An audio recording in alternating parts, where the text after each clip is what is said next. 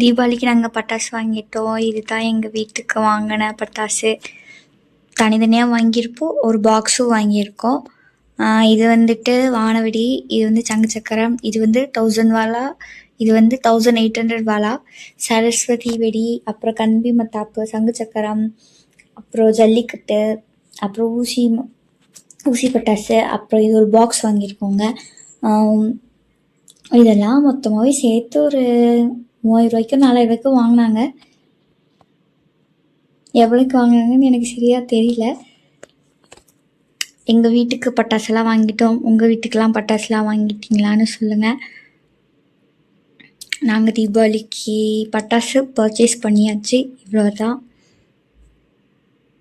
ஒவ்வொன்றும் சும்மா ஆஃபர் போடுறேன்னு தான் கடைக்குள்ளே போனோம்.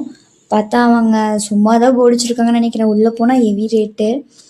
கொஞ்சம் 2000 4000 ரூபாய்க்கு 3000 ரூபாய்க்குலாம் வாங்கினா ஆஃபர் பண்ணி தருவாங்க. அவ்வளோதான். கொஞ்சம் கம்மியாகுங்க, அவ்வளோதான். அதுபடிலாம் கம்மியாகாது. எங்கே போனாலும் ரேட் அதிகம் தான்.